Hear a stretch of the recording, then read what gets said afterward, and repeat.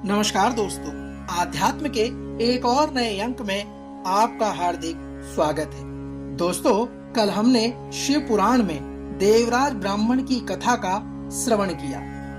इसी कड़ी में आज हम शिव पुराण महात्म्य के तीसरे अध्याय विदुंग ब्राह्मण की कथा का श्रवण करने जा रहे हैं। तो आइए प्रारंभ करते हैं।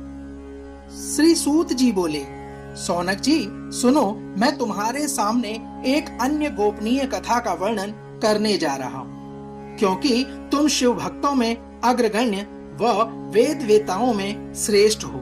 श्री सूत जी कथा का यहाँ से विवरण प्रारंभ कर रहे हैं। सूत जी कहते हैं, वाशकल नामक गांव में विदुंग नाम का एक ब्राह्मण रहता था। वह अधर्मी, दुरात्मा एवं महापापी था। उसकी स्त्री बहुत सुंदर थी। उसका नाम चंचुला था। वह सदा उत्तम धर्म का पालन करती थी, परंतु विदुंग वैश्यागामी था। इस तरह कुकर्म करते हुए बहुत समय व्यतीत हो गया। उसकी स्त्री काम से पीड़ित होने पर भी सर्व धर्मनाश के भय से कलेश रहकर भी काफी समय तक धर्म भ्रष्ट नहीं हुई, परंतु आगे चलकर वह भी अपने दुराचारी पति के आचरण से प्रभावित होकर दुराचारणी और अपने धर्म से विमुख हो गई। इस तरह दुराचार में डूबे हुए उन पति पत्नी का बहुत सा समय व्यर्थ बीत गया। श्री सूत जी आगे कहते हैं, हे शौनक, वैश्यागामी दूषित बुद्धि वाला वह दुष्ट ब्राह्मण विदुंग समयानुसार मृत्यु को प्राप्त हो नरक में चला गया। बहुत दिनों तक नरक के दुखों को भोग कर वह मूढ़ बुद्धि पापी विंध्य पर्वत पर भयंकर पिशाच हुआ। इधर उस दुराचारी विदुंग के मर जाने पर वह चंचुला नामक स्त्री बहुत समय तक पुत्रों के साथ अपने घर में रहती रही। पति की मृत्यु के बाद वह भी अपने धर्म से गिरकर पर पुरुषों का संग करने लगी थी। सतियां विपत्ति में भी अपने धर्म का पालन करना नहीं छोड़ती। यही तो तप है। तप कठिन तो होता है, लेकिन इसका फल मीठा होता है। विषयी इस सत्य को नहीं जानता, इसलिए वह विषयों के विष फल का स्वाद लेते हुए भोग करता है। एक दिन देव योग से किसी पुण्य पर्व के आने पर वह अपने भाई बंधुओं के साथ गोकर्ण क्षेत्र में गई। उसने तीर्थ के जल में स्नान किया एवं बंधु जनों के साथ यत्र तत्र घूमने लगी। घूमते घूमते वह एक देव मंदिर में गई। वहां उसने एक ब्राह्मण के मुख से भगवान शिव की परम पवित्र एवं मंगलकारी कथा का श्रवण किया।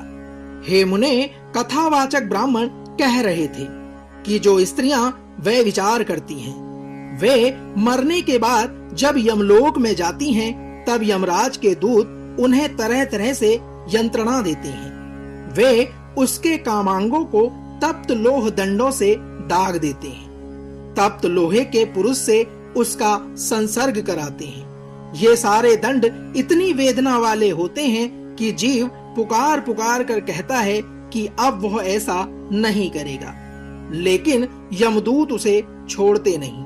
कर्मों का फल तो सभी को भोगना पड़ता है। देव, ऋषि, मनुष्य सभी इससे बंधे हुए हैं। हे मुने, ब्राह्मण के मुख से यह वैराग्य बढ़ाने वाली कथा सुनकर चंचुला भय से व्याकुल हो गई। कथा समाप्त होने पर सभी लोग वहां से चले गए। तब कथा कहने वाले ब्राह्मण देवता से चंचुला ने कहा, हे ब्राह्मण श्रेष्ठ, धर्म को न जानने के कारण मेरे द्वारा बहुत बड़ा दुराचार हुआ है। स्वामी, मेरे ऊपर कृपा कर मेरा उद्धार कीजिए। आपके प्रवचन को सुनकर मुझे इस संसार से वैराग्य हो गया है। मुझ मूढ़ चित्त वाली पापनी को धिक्कार है। मैं निंदा के योग्य हूँ। मैं बुरे विषयों में फंसकर अपने धर्म से विमुख हो गई थी। कौन मुझ जैसी कुमार्ग में मन लगाने वाली पापिन का साथ देगा?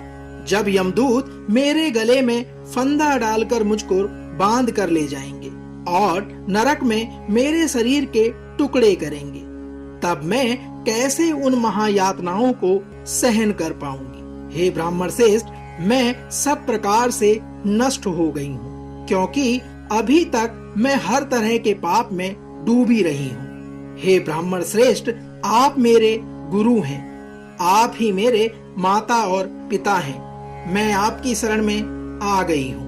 मुझ अबला का अब आप ही उद्धार कीजिए।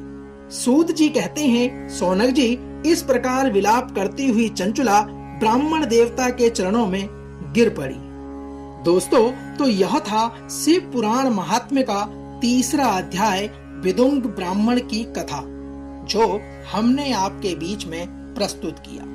इसके आगे की कथा, जिसमें चंचुला शिव भगवान की कथा को सुनने की रुचि रखती है और उसका किस प्रकार शिवलोक में गमन होता है, इस अध्याय के सार को लेकर कल एक बार पुनः आपसे होगी मुलाकात।